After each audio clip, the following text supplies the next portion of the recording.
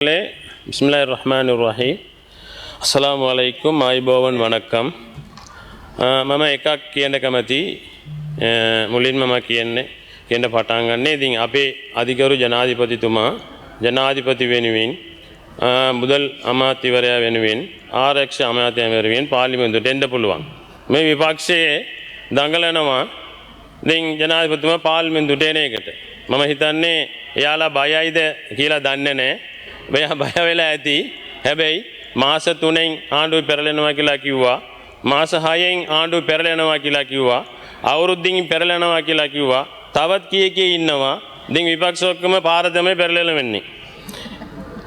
அதேபோல எமது இந்த விவாதத்தில் எனக்கும் பங்கு கொள்ள கிடைத்ததுக்கு நன்றி தெரிவித்துக் கொள்வதோடு தேர்தல் காலங்களில் சென்ற அரசாங்கங்கள் தேர்தல் காலங்களில் பிரதேச சபை தேர்தலாக இருக்கலாம், மாகாண சபை தேர்தலாக இருக்கலாம்.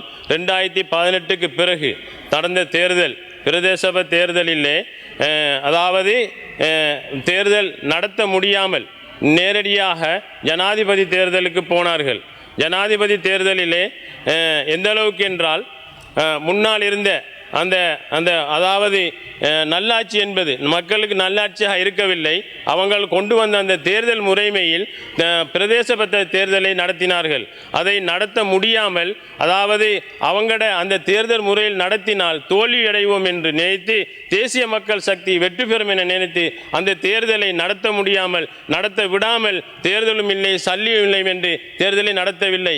ஆனால் அந்த தேர்தலை ஜனாதிபதி தேர்தலில் தேசிய மக்கள் சக்தி வெற்றி பெற்றதோடு அதே நேரம் பாராளுமன்ற தேர்தலில் அதிகூடிய வெற்றிகளை பெற்றதோடு அவர்கள் கொண்டு வந்த அந்த தேர்தல் மாற்றத்தின் மூலம் பிரதேச சபை தேர்தலை வைத்து நாடு பூராகவும் எமது பிரதேச சபை தேர்தலில் தேசிய மக்கள் சக்தி வெற்றி பெற்றது. வெற்றி பெற்று மற்றதும் அது மட்டுமல்லாமல் இன்னும் மாகாண சபை தேர்தல்கள் 2017 தொடக்கம் 2019 வரையிலான காலங்களில் அனைத்து மாகாண சபைகளும் கலைக்கப்பட்டன.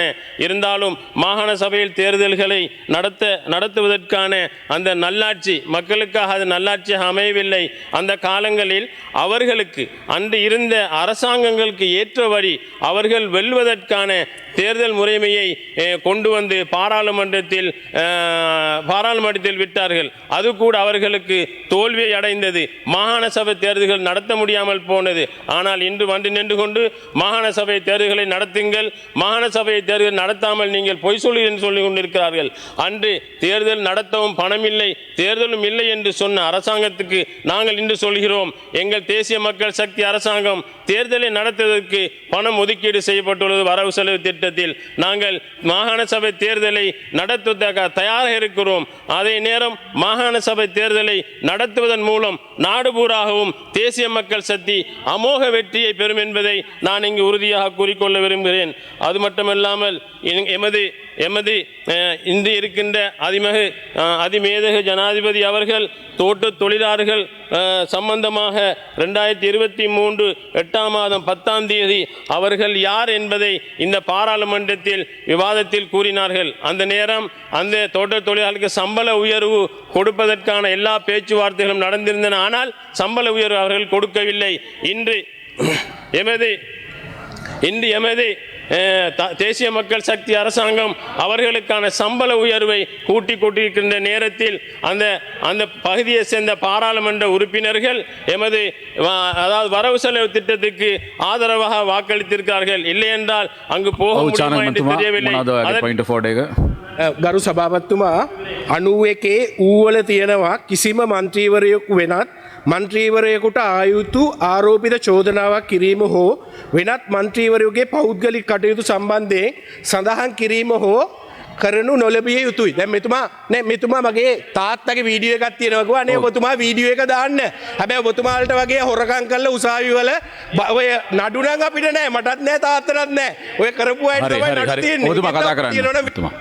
சபை தலைவர் அவர்களே, அது மட்டுமல்லாமல் இன்று எதிர்க்கட்சியில் இருக்கிற பாராளுமன்ற உறுப்பினர்கள் புத்தளத்தை பற்றி அதிகமான விமர்சனங்களை செய்து கொண்டிருக்கிறார்கள். எந்த அளவுக்கு என்றால் இந்த தேசிய அரசாங்கம் பொய் சொல்லியும் மக்களை ஏமாற்றியும் வாக்குகளை பெற்றார்கள் என்று சொல்லிக் கொள்கிறார்கள்.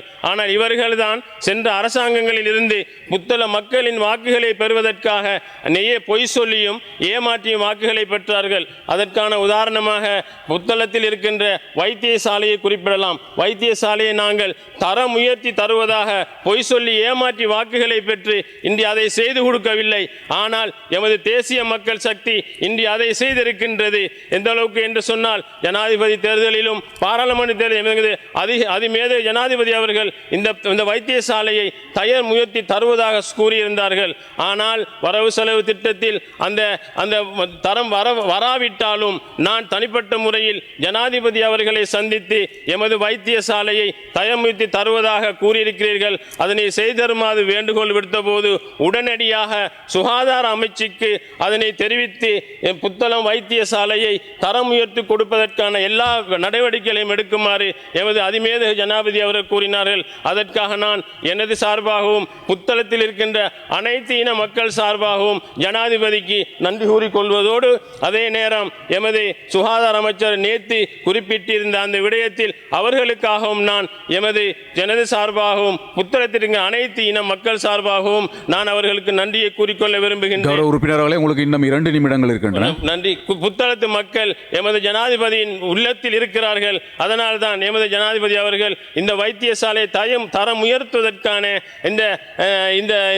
இதனை சொல்லி இருக்கிறார்கள். அது மட்டுமல்லாமல் புத்தளத்தில் நிறைய பிரச்சனைகளை கொண்டு வந்து இந்த எதிர்க்கட்சியில் இருக்கிற பாராளுமன்ற உறுப்பினர்கள் புத்தளம் என்னதான் இருக்கிறதோ தெரியல, அவர்களுக்கு புத்தளத்தை பற்றி தான் அதிகமாக பேசுகிறார்கள். நான் 37 வருஷங்களுக்கு பிறகு இந்த புத்தளத்தில் வாழ்கின்ற அனைத்து இன மக்களினூடாகவும் அனைத்து இன மக்களின் வாக்குகளூடாகவும் தெரிவு செய்யப்பட்டு இங்கு வந்திருக்கின்றேன்.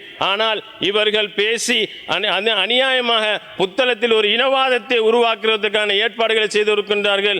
நேற்று கூட ஜனாதிபதியின் உரையில் கூட இந்த நாட்டில் உள்ள அனைத்து இனவாதத்தையும் நாங்கள் அழித்தொழிப்போம் என்று சொல்வது போல நான் இன்ஷா அல்லாஹ் புத்தளத்தில் இருக்கிற வரைக்கும் எந்த ஒரு யாரினாலும் புத்தளத்துக்கு இனவாதத்தை கொண்டுவதற்கு நாங்கள் இடமளிக்க மாட்டோம் என்பதை நான் இங்கே கூறிக்கொள்ள விரும்புகின்றேன். அதே நேரம் புத்தளத்தில் இருக்கின்ற அனைத்து பிரச்சனைகளையும் நாங்கள் எந்த பிரச்சனையாக இருந்தாலும் எமது தேசிய மக்கள் சக்தி அரசாங்கத்தின் வளமான நாடு, அழகான வாழ்க்கை, அதேபோல் புத்தளத்தில் இருக்கிற மக்களுக்கு அழகான வாழ்க்கையை கொடுப்பதற்கான எல்லா வேலை திட்டத்தையும் இந்த அரசாங்கம் செய்யும்.